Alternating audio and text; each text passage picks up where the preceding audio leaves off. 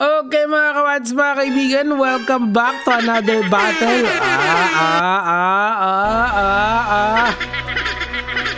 So, eto na po ang Prince Umpad versus Boss Set. Now, sino po ba ang ating mga combatants for this extravaganza? Okay, so si Boss Set po, ang kanyang peg dito sa content, dito sa social media is ano siya, parang ironic cooking show siya, yung medyo mga hindi kaaya-ayang mga linuluto. Ang sabi nga nila sa kanya, let him cook, wag nga lang sa kitchen.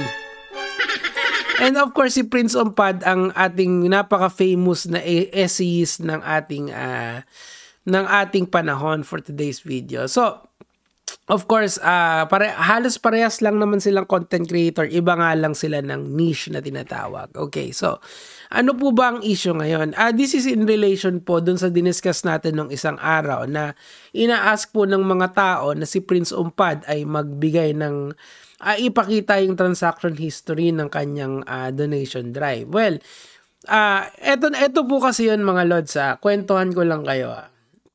Okay, so, meron kasi tayong batas called solicitation permit law. Meaning to say, kung magsusolicit kayo ng any funds for charity, kailangan muna tong dumaan sa DSWD. Kailangan nyo magpaalam sa kanila para sila yung magsusupervise supervise ng donation drive nyo, di ba? Make sense. Wala namang problema dun eh. Kaya ako, ini-encourage ko yung aking mga kapwa influencer na kung magkakaroon kayo ng donation drive, irekta nyo na lang agad sa Angat Buhay or kung saan NGO man yung trip nyo or sa DSW din. Pero si Boss Set kasi, yung donation drive niya, linagyan niya ng flair niya or yung kanyang branding ng comedy. So, ang sabi niyang ganon, ano yun, yung kandila shout out. Hindi ko alam kung paano niya ginagawa yun eh. Pero mukha naman nag-i-enjoy yung mga fans niya. And ang kagandahan dito kasi, si Boss Set kasi, ang ginawa niya, linabas niya yung tinatawag na transaction history. Now, eto yun, makikita niyo yan. And yung balance lang naman na pumasok and yung balance sa final at saka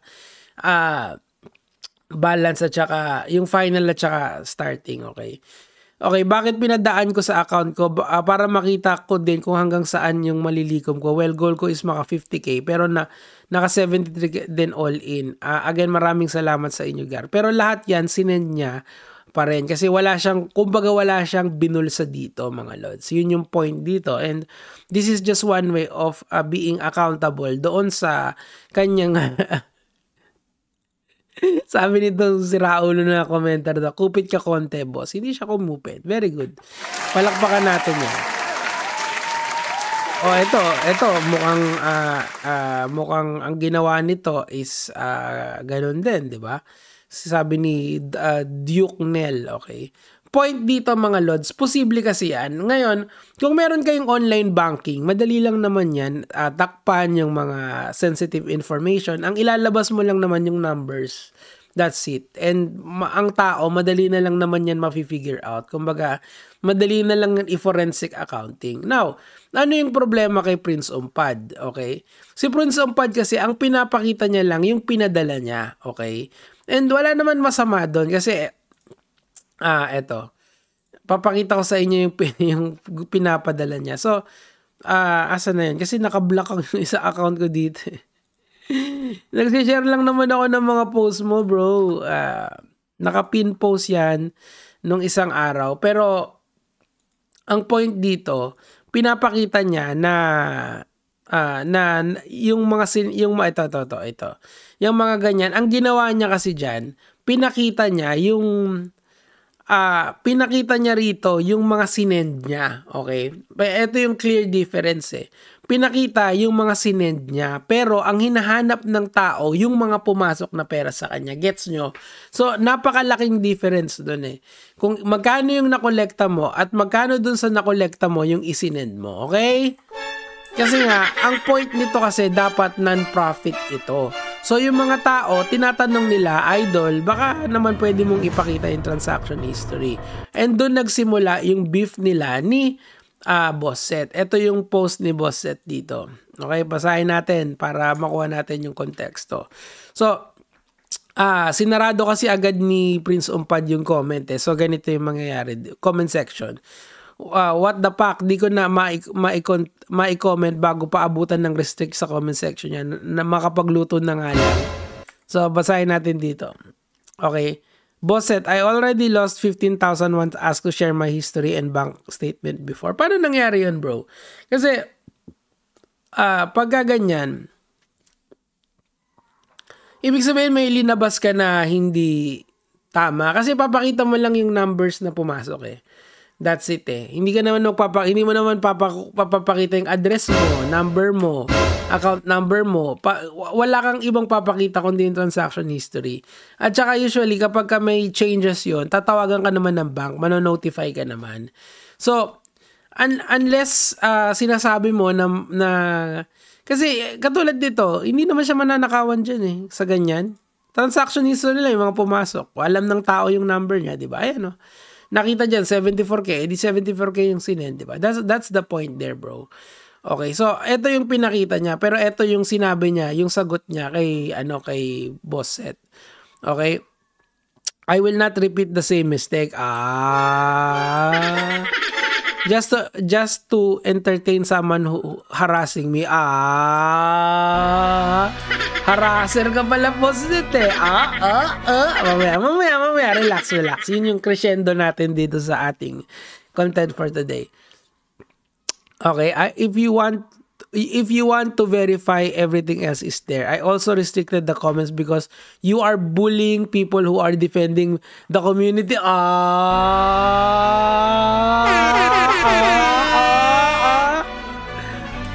Hindi, I mean it's a valid claim kasi nga nag-solicit ka ng pera. This is why we have, 'di ba nga sinabi ko sa inyo, we have DSWD para mag-supervise ng mga ganitong solicitation. Kasi kung hindi mo kayang maging transparent kagaya ni Boss Seth, which is ginawa niya in fairness sa kanya, ayan o, 'di ba? Ayan o, Angat Buhay Donation, may resibo pa talaga, 'di ba? So, ibig sabihin siya, naging tapat siya doon sa mga audience niya. At kung ano yung pinadali nila, yun din lang yung sinend. Naging conduit lang siya of the good behavior, di ba? Sabi nga nung iba, kupit ng konti di ba? Pero hindi ko naman liliwanagin ko lang na hindi ko rin naman pinagbibintangan si Prince Umpad of anything wrong, okay? Siguro valid naman yung sinasabi niya na nangyari na sa kanya yon na may nang-hack nung account niya tapos nakuhanan siya ng 15,000 pesos. It's all good. Ganun talaga buhay. Whatever his reason is, I do not wish to invalidate that. Pero ayoko rin naman din i-invalidate yung mga taong nag-a-ask ng accountability katulad ni Boss Seth. Kasi that's all it is, di ba? Harassing loss, nagpapatawa ka ba, Prince?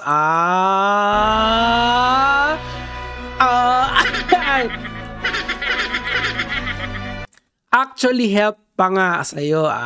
Help,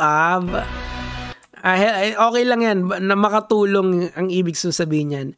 Kung mailalapag mo yung transaction history and mapapakita na balance yung pumasok sa nalabas sa account mo o sadyang may tinatago lang talaga.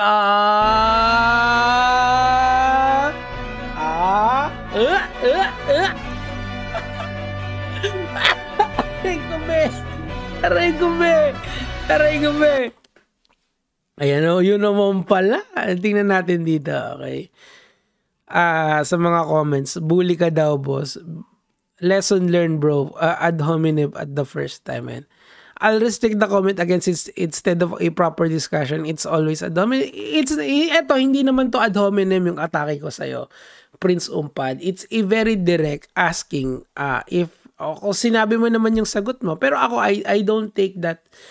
Hindi reasonable yon for me. Yung ganong klaseng reason. Kasi pwede mo naman kasing i-blur yung mga yung mga critical na information like your address, yung mga ganon. I mean, I also have bank logs, 'di ba? So ang una kong ginagawa doon, pag ipopost ko yung bank logs ko, itatanggalin ko yung mga ID na tinatawag, yung mga transaction ID, address ko, things like this. Kasi pwede naman yun, idol. Pero hindi ko alam, Okay, so ganun baka yun talaga yung atake niya. Pero in fairness naman sa kanya, sinulatan siya ng Angat Buhay. Actually, mas malaki yung naibigay ni Boss Seth kasi si Boss Seth parang 35K yung nakuhaan niya. Tapos ito, wag naman ganito, okay?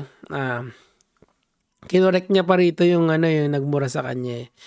Ayan also kid will struggle and dies, that's wrong, okay? The correct is grammar pala to grammar.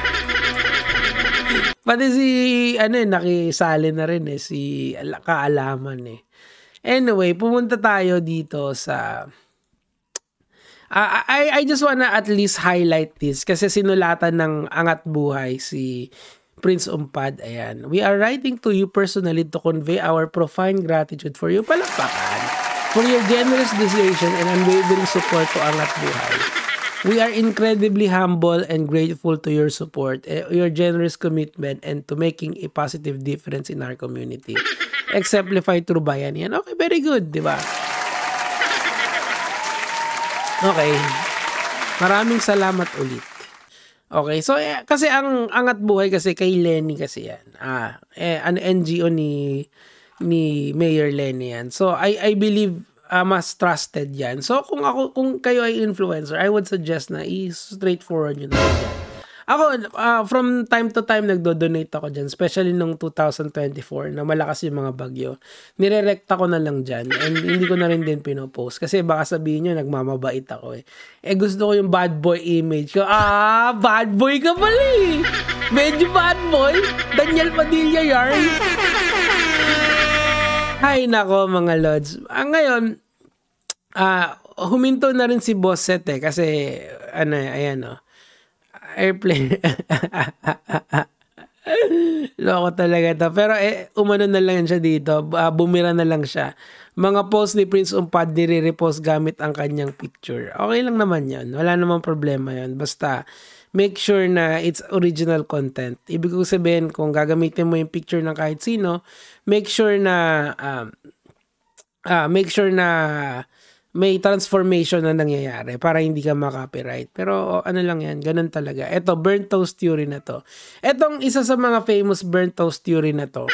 Ang basic premise niyan kasi, yung mga small F's up in life or yung mga maliliit na hassle could save you from bigger hassle in the future. Parang kung natapilok ka ng konti rito, it's because isi-save ka from future accidents, things like this. Pero wala namang correlation sa totoong buhay. Pero ako, end of the day, I tend to, para sa akin lang naman to baka sabihin nyo kasing bias ako medyo nagsaside ako kay Boss Seth dito. In the sense na, hindi ka, as someone na online banking almost every day, hindi ka naman makukuhanan kung marunong kang mag-blur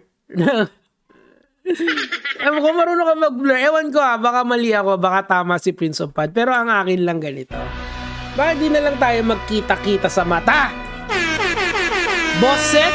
Teka lang. Lagyan natin ng flare to. Bakit di na lang tayo magkita-kita sa mata mga lods? Boss Seth versus Prince Umpad? Essay type Pokemon versus cooking type Pokemon? Let him cook but not in the kitchen? Palag? Alam nyo na yung kasunod, kayo na lang ang magtuloy sa baba. Yun lang naman po yung sa akin for today, kaya mga